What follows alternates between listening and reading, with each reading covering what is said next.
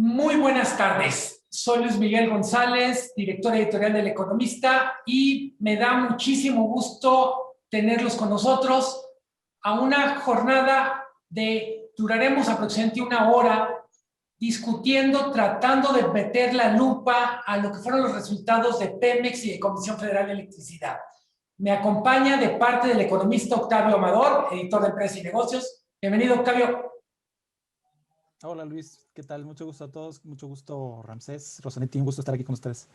Y para nosotros es un privilegio contar con dos de los más finos analistas sobre temas energéticos que tenemos. Ramsés Pech, bienvenido. Gracias, buenas tardes a todos. Rosanetti Barrios. ¿Cómo están? Encantada de estar aquí, gracias por la invitación.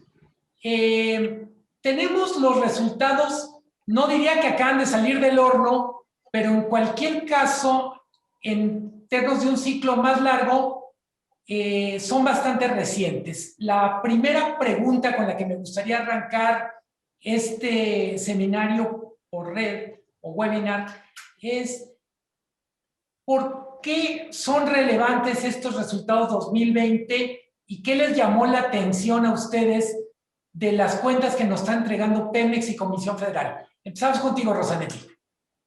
Gracias. ¿Por qué son relevantes? Porque las empresas del Estado históricamente han demandado de una cantidad importante de recursos públicos.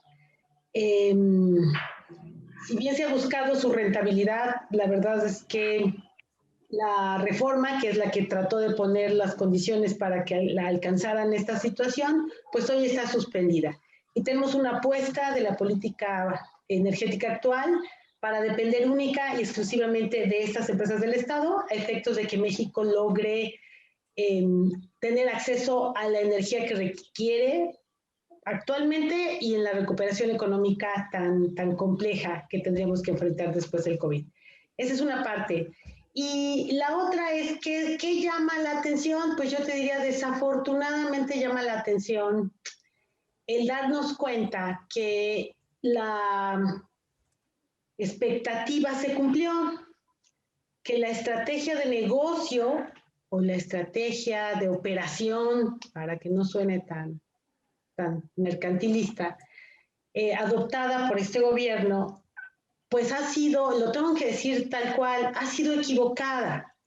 Ha descansado de una promesa sin fundamento y los resultados están ahí para comprobarlo. En alguna participación más adelante podríamos abundar en esto, pero yo te diría, ¿qué llama la atención? Pues que se cumplió lo que se esperaba, que no es posible llegar a las metas puestas por el gobierno federal, que no es posible, que están lejos y alejándose cada vez más las dos empresas de ser rentables para México, por lo que van a seguir requiriendo de recursos públicos para mantener su operación. Y esa sería mi participación ahorita. Muchas gracias, Rosanetti. El turno es tuyo, Ramsés.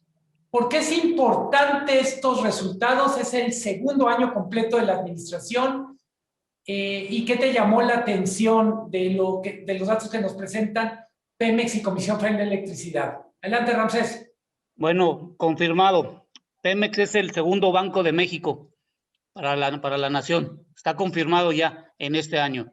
¿Por qué está confirmado? Porque cuando empezó a revisar la historia desde el año 2000 a la fecha, los dineros que han dado a la nación por parte de Pemex por los derechos impuestos han sido demasiado, en el sentido de que Pemex no se les ha facilitado poder hacer las inversiones donde debe de ser. Segundo, está confirmado que Pemex, la única forma como va a poder salir de la deuda financiera de más de 100,000 millones de pesos, va a tener que hacerse, aunque se escuche mal, por a Pemex. Y eso tiene que ser como la nación tiene que asumir ese gasto que ocurrió Pemex para poder financiar el presupuesto de la nación. Sabemos que muchos años se utilizó a Pemex como la caja chica y se confirma este año. Lo segundo, la Comisión Federal de Electricidad está confirmado que no tiene el dinero suficiente para poder cubrir toda la demanda en tanto infraestructura como la parte de generación de suministro. ¿Esto qué me lleva? Que estas dos empresas, de acuerdo a lo que dijo la Secretaría de Hacienda y Crédito Público, que les dieron casi 850,000 millones para este año, para el presupuesto no es el suficiente para cubrir el sistema energético de nuestro país. La pregunta que nos hacemos hoy en día todos es, estamos perdiendo el tiempo en mucha parte legal y la energía no está para perder el tiempo hoy en día, porque hacer un proyecto de infraestructura energética para poner en marcha un plan, una operación, tardas entre 3 a 5 años. Me pregunto ahora, si le vas a dar 850,000 millones de pesos a estas dos empresas, ¿cuánto le tendrías que dar en el 2022 a ambas para que puedan cubrir lo que quieren? Y el cálculo que hemos hecho, se necesitan entre 1.2 a 1.4 billones de pesos para el 2022, si es que quieren hacer lo que los planes están ambas por parte de esta administración. Y concluyendo y sintetizando, no hay del dinero suficiente por parte de la inversión pública. Se necesita la inversión privada y los datos de la inversión extranjera directa son tan fehacientes que nos están diciendo que del 2018 al 2020 cayó un 30.25 la inversión extranjera directa en energía. Esto es elocuente y creo que hay que empezar a evaluar de dónde vamos a sacar el dinero. Hay dos ideas con las que quiero hacer una pausa de lo que me están diciendo. Tú, Ramsés, dices, Pemex necesita un rescate. Y Rosanetti nos dice, lo que nos están mostrando los datos es que lo que era la estrategia no está funcionando.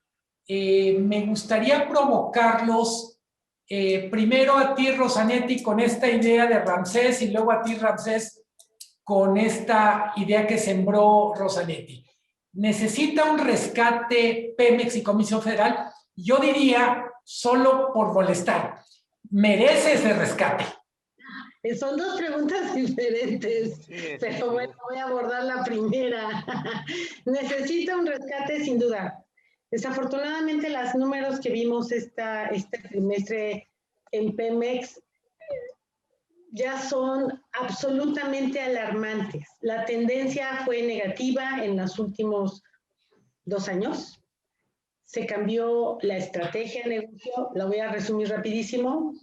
Se le dijo a Pemex, tú tienes que producir barriles, se le puso una meta de 2.7 barriles, millones de barriles al día.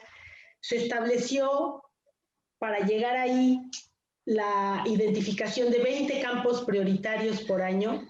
La intención era llegar a 100 campos prioritarios en este sexenio, de forma tal que cada conjunto de 20 campos prioritarios tendrían que haber producido más o menos 200,000 barriles extra. Esta era la idea. ¿Qué tenemos hoy? Tenemos menos de los primeros 20 campos prioritarios operando. Ya nunca se conocieron los siguientes grupos de 20, entonces estamos en menos de 20. De los 100, estamos conociendo la operación de alrededor de 17, algunos de ellos con una producción sumamente baja. Y el otro problema gravísimo que tiene PEP, pues son sus costos de producción, que son incrementales. La mayor parte de la producción de PEP depende de campos ya en cierto estado, digamos, de desgaste, y por lo tanto la operación de los mismos es mucho más cara. Esta situación es la que se está, digamos, comiendo la poca rentabilidad que tiene PEP.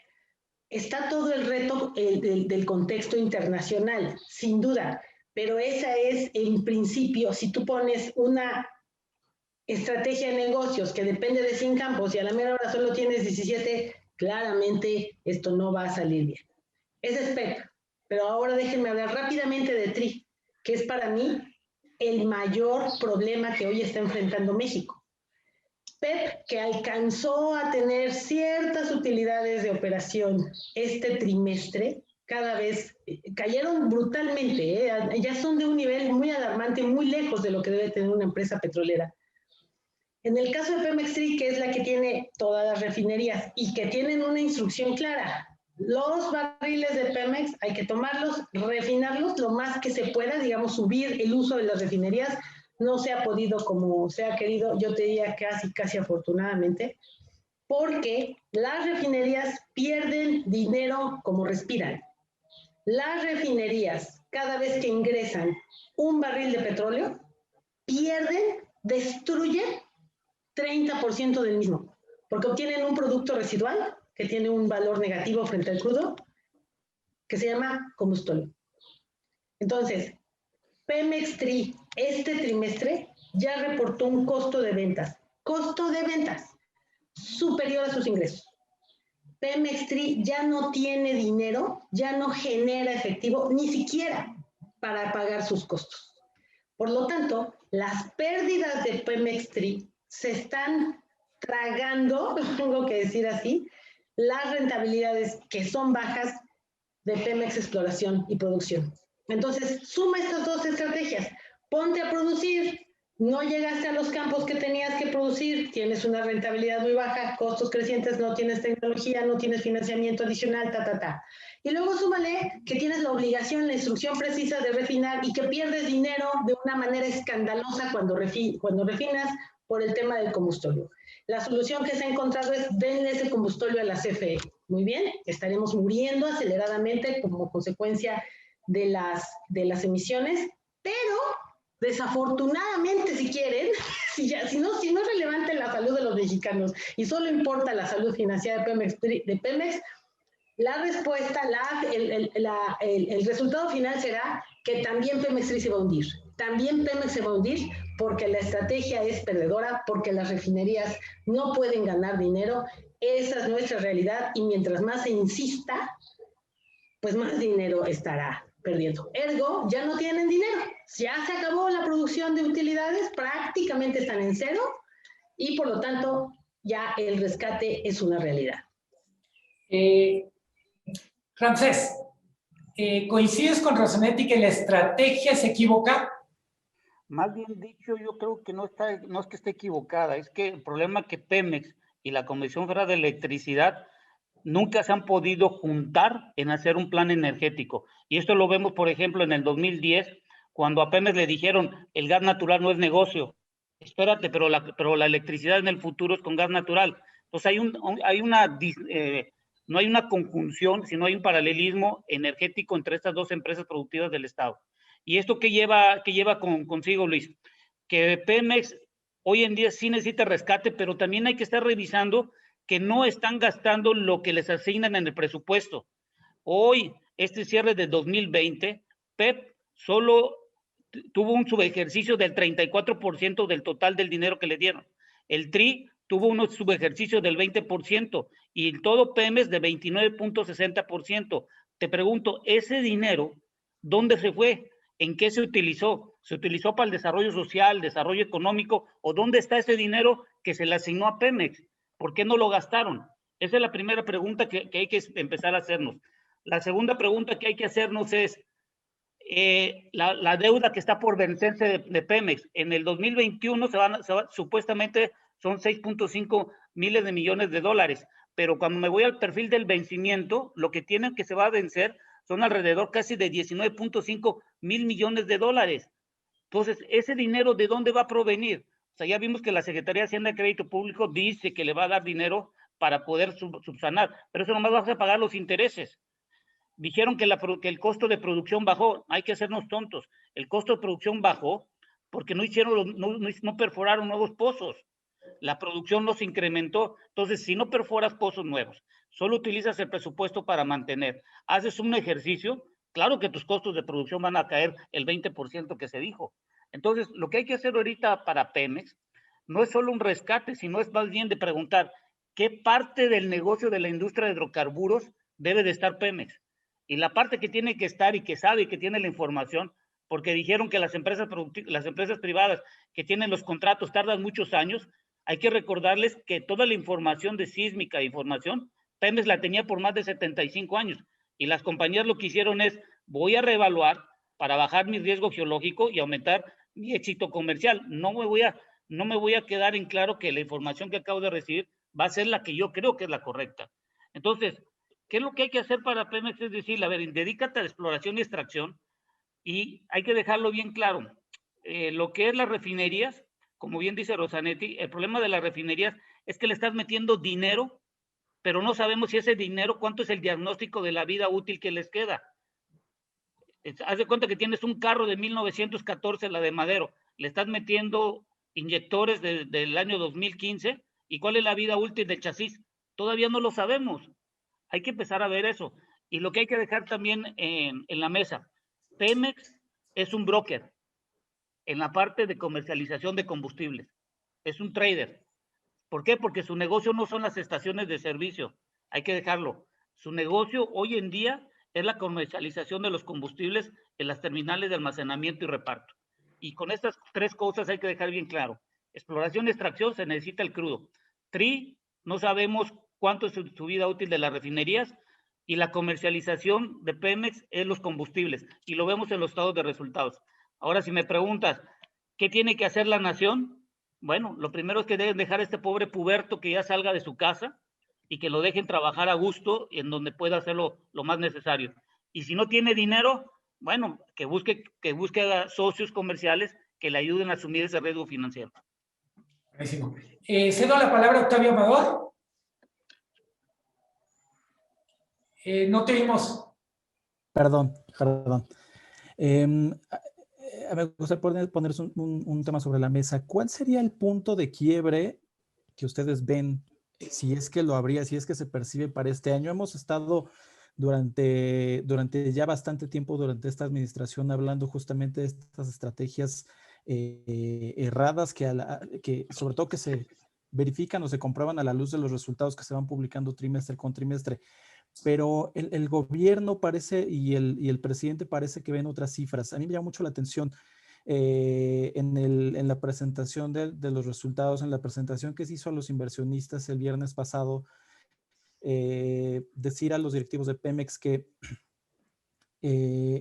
Pemex no es una carga financiera, que Pemex, todo lo contrario, aporta mucho valor al gobierno federal, que por cada peso que invierte el gobierno federal en Pemex obtiene un rendimiento, un retorno de 12 pesos con 90 centavos, pero con un truco que la verdad me llama mucho la atención, porque ellos están contabilizando no solamente lo que se paga por concepto de derecho de utilidad compartida, sino también todos los impuestos que trasladan, ¿no? Los impuestos indirectos, que en este caso hablamos de IEPS y de IVA. Entonces, con esos números, si viéndolos el presidente, claro que se va a mantener sobre esa misma línea, sobre esa misma apuesta. Es información que está llegando pues equivocada, yo creo, ¿no? En este caso, de quienes dependen las decisiones. ¿Qué esperamos para este año en cuanto a resultados que terminen de prender las alarmas, que pudieran inducir un eventual giro, un eventual cambio en las estrategias que estamos viendo? Para este 2021 hay una meta de producción de 1.94 millones de barriles diarios que no se ve por dónde se puede alcanzar. ¿Qué va a pasar? A mí me gustaría preguntarles, poner esto sobre la mesa. ¿Qué vamos a observar este 2021 con estas mismas políticas? Rosanetti. Con gusto. Pues mira, a mí me parece que es un poco lamentable el ver que se ha tratado de advertir, insisto, en que así como están las cosas, nunca va a ser rentable Pemex y no hay corrección. Lo que se sabe claramente, pues es la decisión absoluta del gobierno actual de mantener la estrategia, yendo todavía más allá. Con la modificación de la ley de la industria eléctrica, pues estás acabando completamente con la posibilidad de que la iniciativa privada participe en esa industria, y la intención entonces para, no sé, de alguna manera, digamos, compensar, supongo que esa es la idea, es que CFE siga absorbiendo la mayor cantidad de combustóleo posible por parte de Pemex. Por lo tanto, no se ve ningún ajuste en la estrategia. Esto se mantiene, insisto, y se lleva a sus últimas consecuencias con el cambio de la ley eléctrica. Con lo cual tenemos una vinculación directa en la estrategia energética del país, una estrategia que inició, digamos, así nació en los 30, cuando se funda CFE, pero que 100 años después pues tiene una serie de impactos. Entonces tienes la declaración, la certeza absoluta, cuadrada, digamos, cerrado los candados por otra señal que da la ley eléctrica, de que la estrategia no se va a mover. de que México tiene que depender única y exclusivamente de Pemex y de CFE para atender toda la demanda energética. No tienes ninguna forma entonces de pensar que sea posible permitir que Pemex se dedique, como debería hacerlo cualquier empresa petrolera, a hacer exploración adecuada. No tiene el tiempo, no tiene todos los gobiernos, todos, incluyendo este, han tenido una urgencia por obtener barriles en lugar de explorar. Y no hay forma entonces de disminuir la deuda. Es decir, todo esto que nos han dicho las calificadoras se cumple. Pemex va a necesitar más dinero público, nos dicen las calificadoras. Es ya digo, ya la calificación de Pemex se perdió hace un rato, pues hace un rato que cotiza por debajo de nivel de inversión, pero pues siempre descansando en la posibilidad del gobierno federal por soportarlo. Entonces, ¿qué puedes esperar? Que esto se vaya agudizando en medio de una situación muy compleja para la industria, porque desafortunadamente con la aprobación de la nueva ley eléctrica, pues lo único que puedes esperar es una judicialización completa del sector. Por lo tanto, no se ve de dónde pudieran llegar recursos externos para ayudar al gobierno a cargar a Pemex y a CFE. Y antes de ceder la palabra a mi colega, quiero decir una cosa sobre CFE. Los números de CFE pues demuestran que el año pasado vivimos una crisis, que cayeron sus ingresos.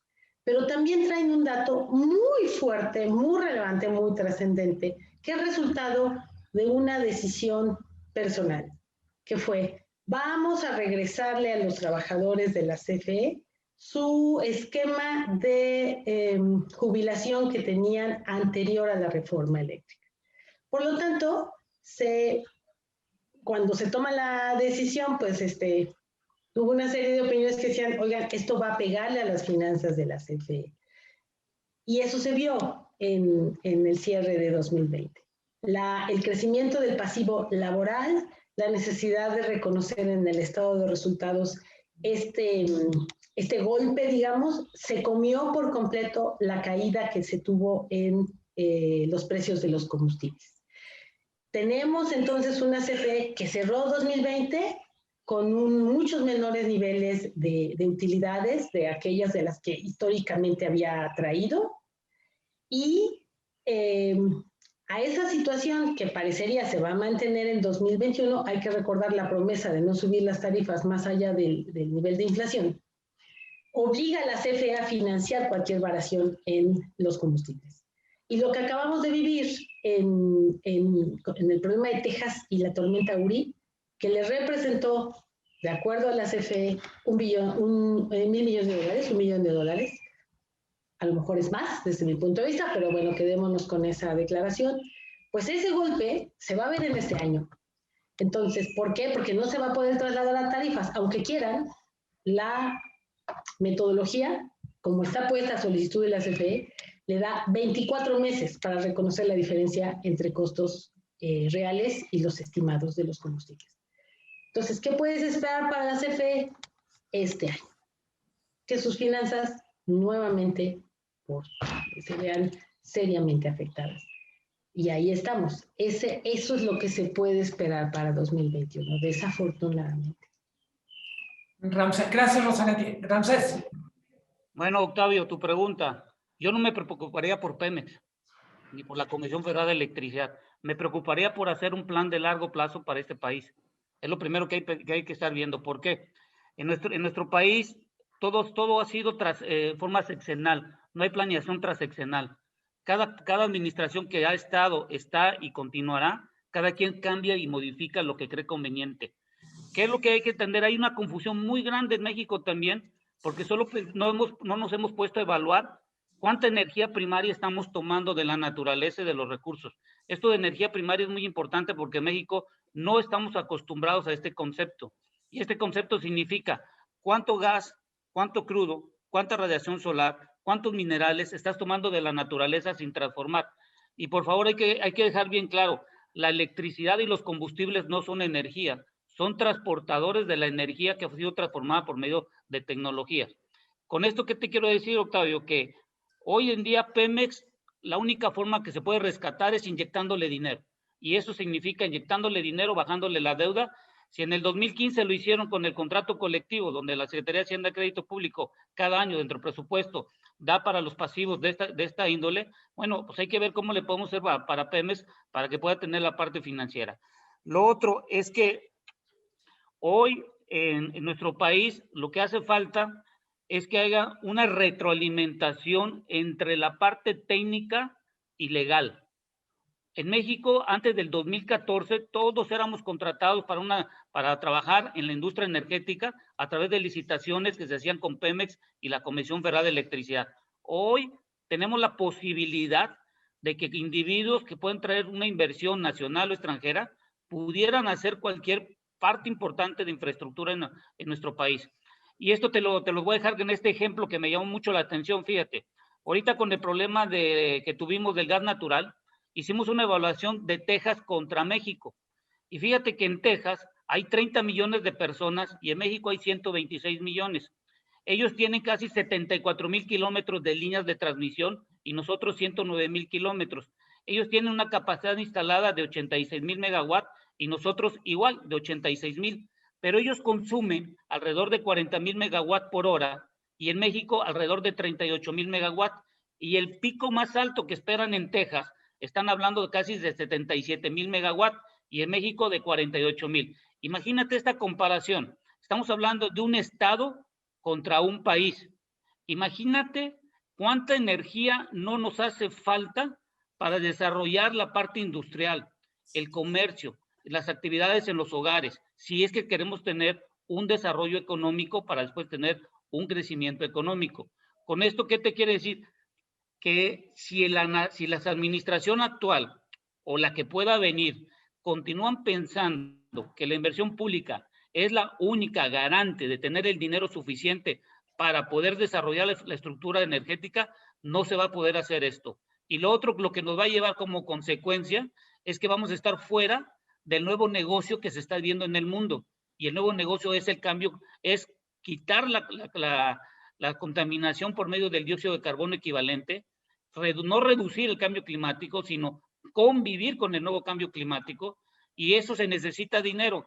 Y la pregunta es, si Joe Biden ya dijo que la semana pasada que estuvo con el presidente de Canadá, y ambos tuvieron una reunión donde dijeron que van a competir contra China, Estados Unidos va a crear su propia manufactura de la parte de renovables, paneles solares y la parte eólica, van a cambiar la configuración de la manufactura de combustibles fósiles a eléctricos.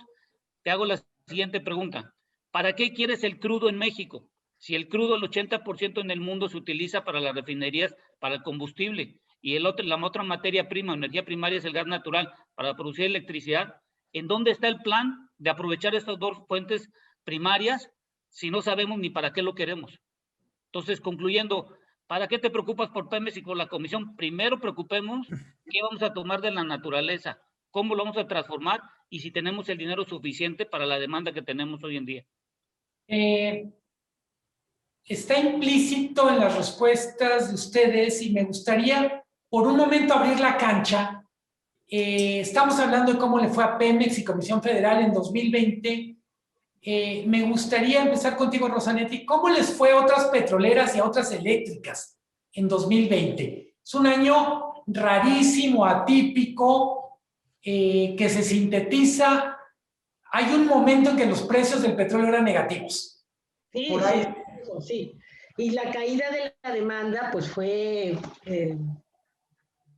totalmente atípica también, ¿no? El encierro de abril máximo llevó a una caída estimada del 30% de la demanda global de hidrocarburos, lo cual pues sin duda causó mucho daño en la industria en general. Me gusta tu pregunta porque te puedo decir que hay diferentes tipos de empresas. Todas están experimentando este sufrimiento, este estrés derivado de la crisis y de lo que viene. Algunas empresas, es decir, podríamos dividir el mundo en las empresas, en las NOCs, en las empresas del Estado, las empresas petroleras que pertenecen a los gobiernos, y las empresas privadas. Los mundos son diferentes completamente. Normalmente hay excepciones muy, muy honrosas, pero requirieron de estrategias que son impensables hoy para nosotros. Pero la inmensa mayoría de las empresas nacionales, de las empresas de los estados, representan tienen un vínculo importante con los gobiernos, debido a que estos gobiernos dependen de sus ingresos, como lo planteaba hace un momento Ramsés. Entonces, estas empresas hoy se encuentran con un reto gigantesco que es la transición energética. Todo el mundo, toda la industria de hidrocarburos se enfrenta con un nuevo reto. Lo que planteaba Ramsés sobre cómo vamos a resolver en México la demanda de energía, considerando que debemos crecer, esa es una pregunta espectacular, porque si te sigues por la línea tradicional, como se atendió, digamos, a partir de la posguerra, pues el resultado es que no vamos a poder detener el cambio climático y eso condena a la raza humana a la extinción. Y me parece entonces que eso ni siquiera debería ser considerado. Por lo tanto, el gran reto es atender esa demanda de energía que se tiene en los países de menor desarrollo como el nuestro o como la África, digamos, países como África, como India, como China, que que demandan tantísima energía, de la mejor manera con el medio ambiente. Y esto por sí solo es un reto gigantesco. Tenemos entonces ejemplos de empresas europeas, privadas, como son BP y Shell, que ya dijeron, yo voy a net zero.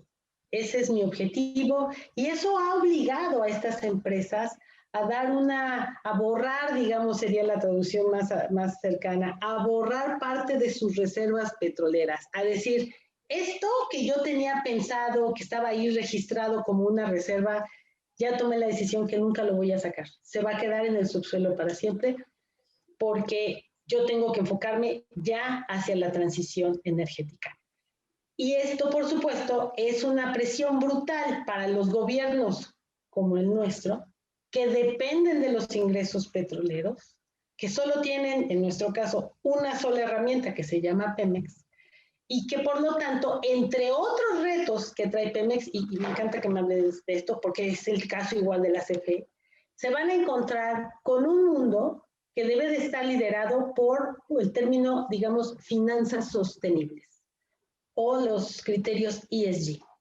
Para que te presten dinero ahora, vas a tener que demostrar que estás insertado en la transición energética, que tienes una meta de disminuir emisiones, que eres amigable con el medio ambiente, que tienes criterios de gobernanza y transparencia adecuados y que tus criterios de inclusión social también son parte de tu práctica de operación diaria. Ninguno de estos tres temas, ninguno de los tres se encuentra, digamos, está inserto en la operación de nuestras empresas del Estado.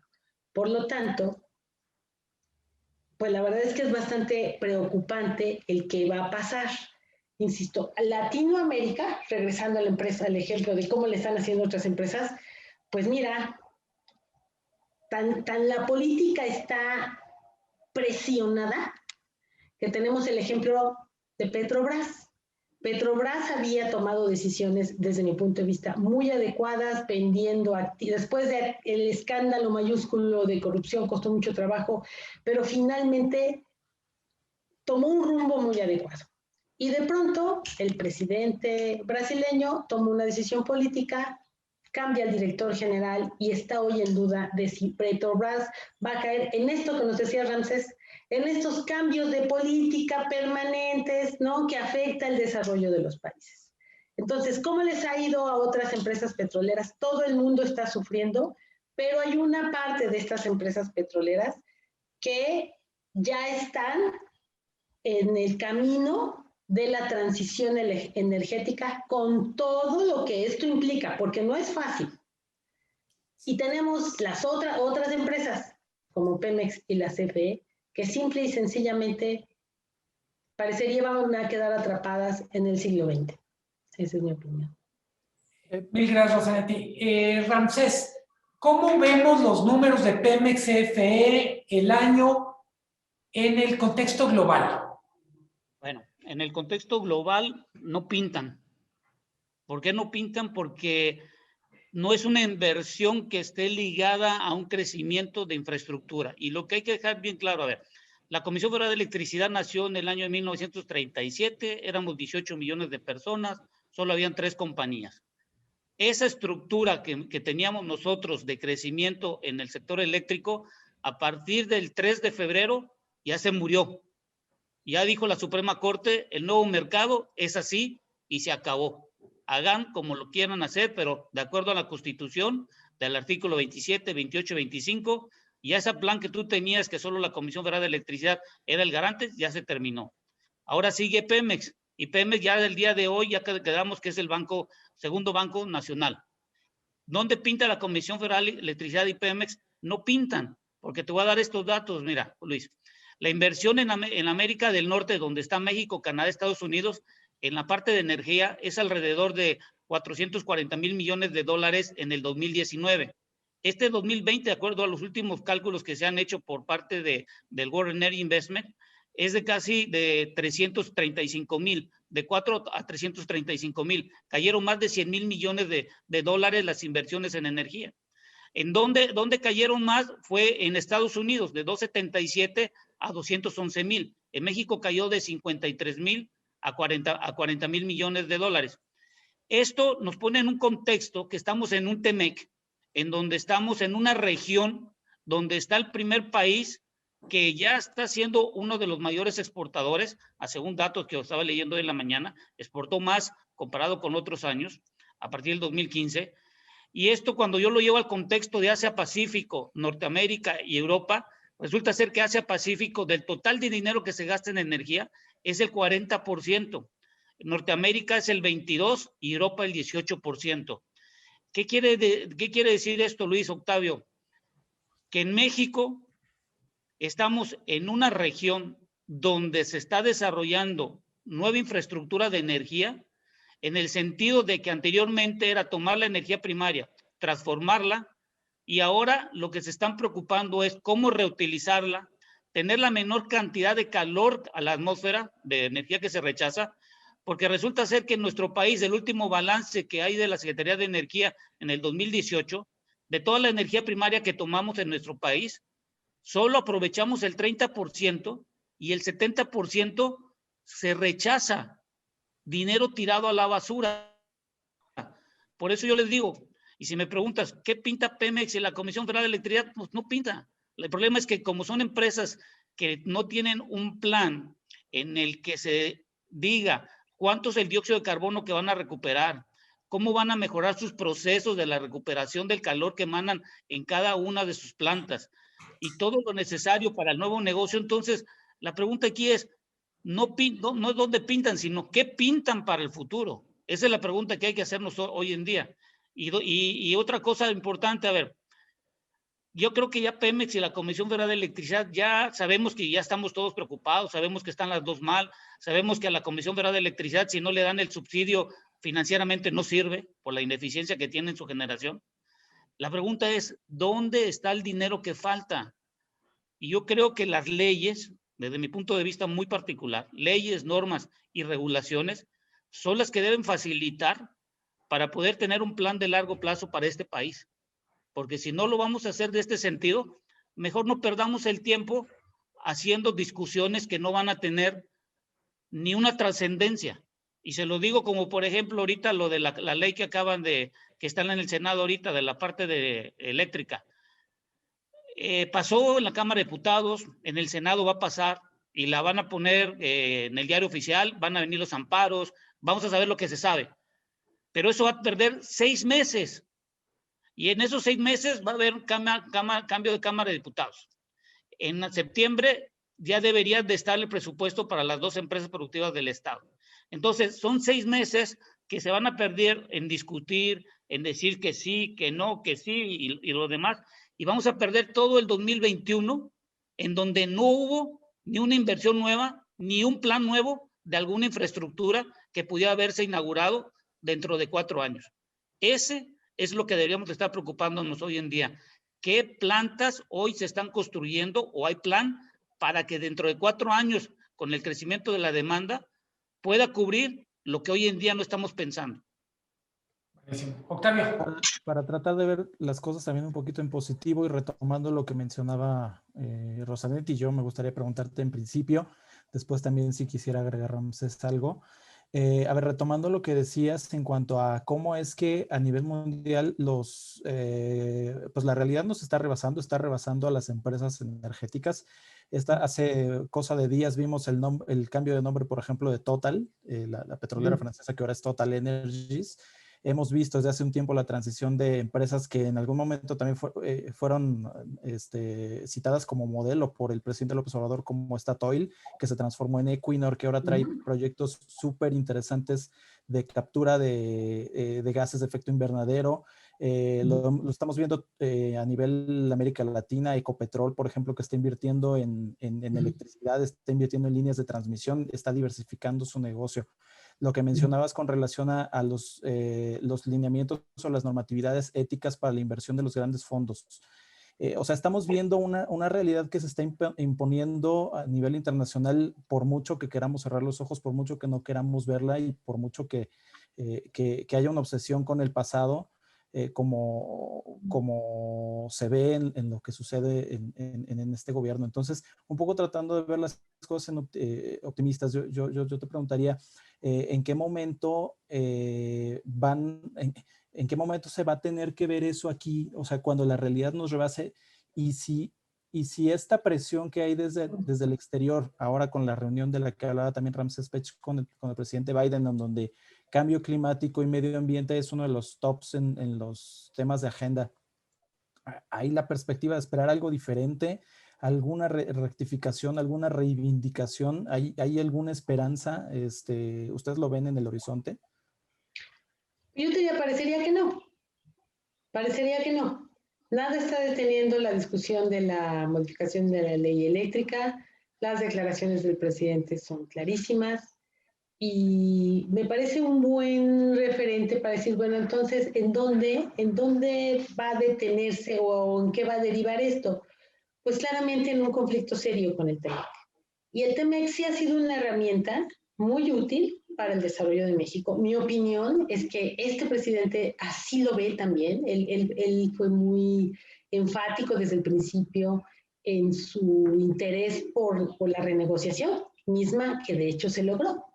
Desafortunadamente, en la estructura de análisis, no, él mantiene esta idea férrea de que la energía es un sector independiente. Muy probablemente tomando como referencia el primero, el NAFTA, que sí dejó completamente fuera el sector energético.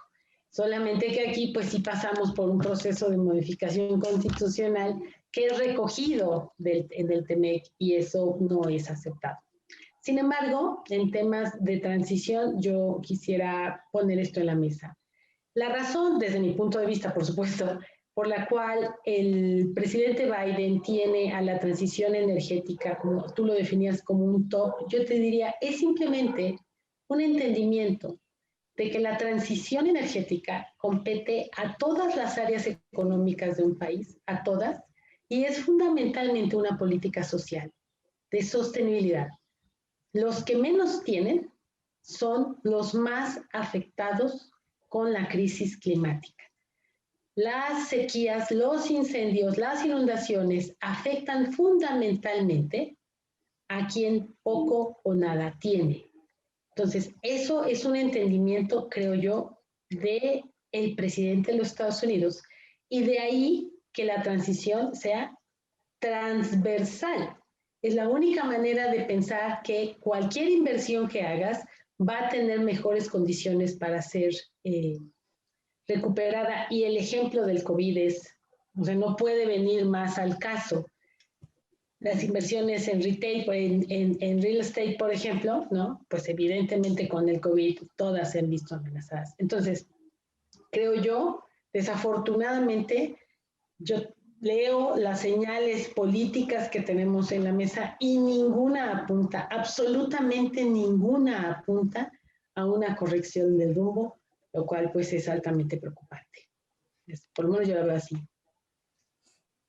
Entonces, bueno, a ver, yo creo que lo que acaba de comentar Zanetti, lo del COVID-19 es una lección muy buena.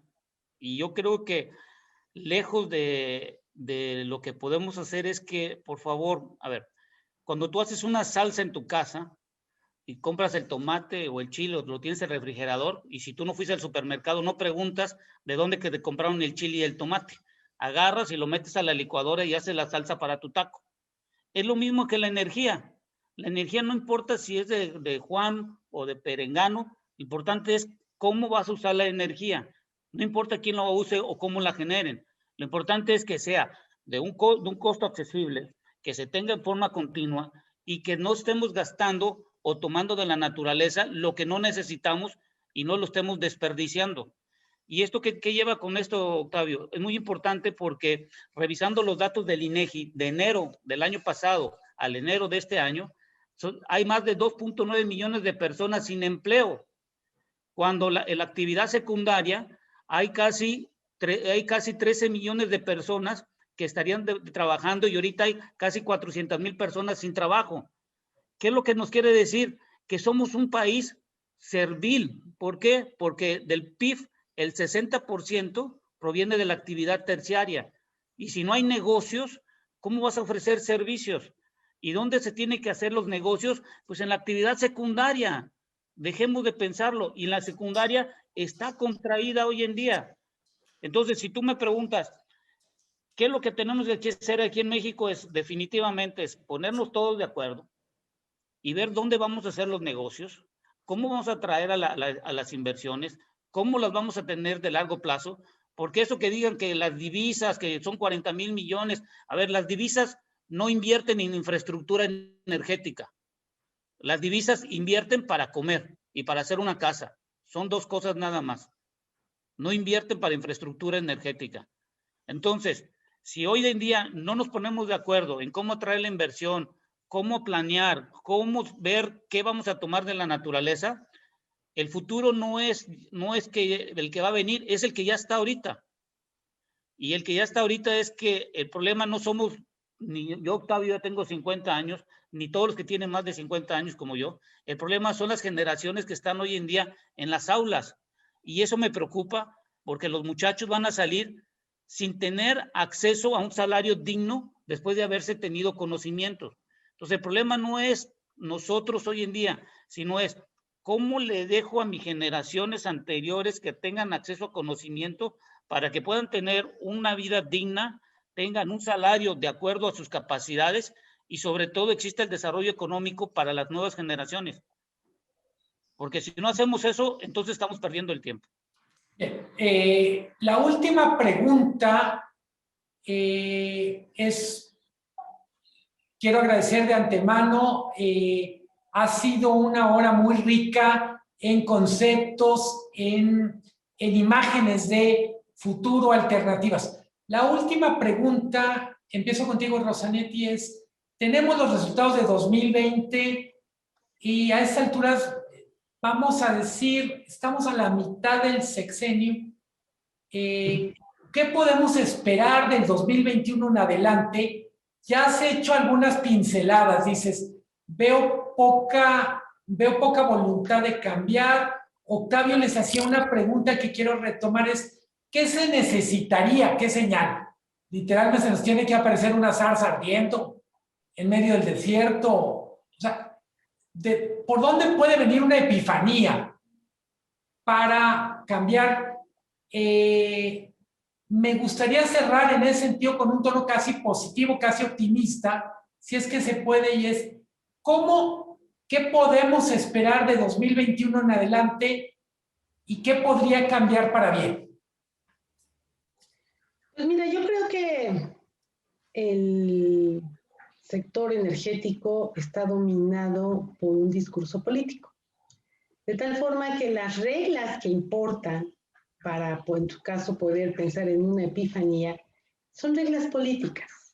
¿Qué señal política está por venir? Pues las elecciones. Y me pesa mucho decir esto porque yo no soy analista político, yo soy analista de energía. Pero esas son las condiciones en las que estamos viviendo hoy. Si hubiera algún tipo de valoración sobre los potenciales, la dificultad que va a tener México y las consecuencias tan negativas para sus ciudadanos del cambio en la ley eléctrica, yo te diría, pues no estaríamos en donde estamos, que estáis a punto de aprobarla. Y eso, o sea, esa es una muy mala señal, independientemente de que después todo se detenga por temas legales, es una muy mala señal. Pero insisto, desafortunadamente creo que la única señal que pudiera representar una epifanía se podría conocer en las boletas, en las elecciones. Todo lo demás, los fundamentales del sector energético, los fundamentales del desarrollo económico de México, pues son los que más o menos hemos tratado de platicar aquí. Sin energía de buena calidad, en precios eficientes y limpia, México no se va a insertar en el siglo XXI. Esa es mi opinión. Mil gracias, Rosanetti. Ramsés, te toca cerrar. ¿Qué podemos esperar de 2021 en adelante y qué podría cambiar para que el mejor escenario sea una realidad? Uno, que la Cámara de Diputados, la nueva Cámara que va a estar a partir después de las votaciones, se junten y hagan un plan de largo plazo sexenal, donde los nuevos administradores no le pueden cambiar ni un ápice, sino que son misiones que se tienen que cumplir. Eso es lo primero que tendría que hacer. Segundo, para que exista una epifanía, que nos cancelen el TEMEC en el 2026, porque hay una primera revisión en el 2026. Que nos cancelen el TEMEC, esa es una epifanía que nos va a poner a pensar realmente qué pasaría si nos lo cancelan. Y tercero, hay que ponernos de acuerdo, ya no tanto en la discusión de la parte legal, sino la discusión en la parte técnica.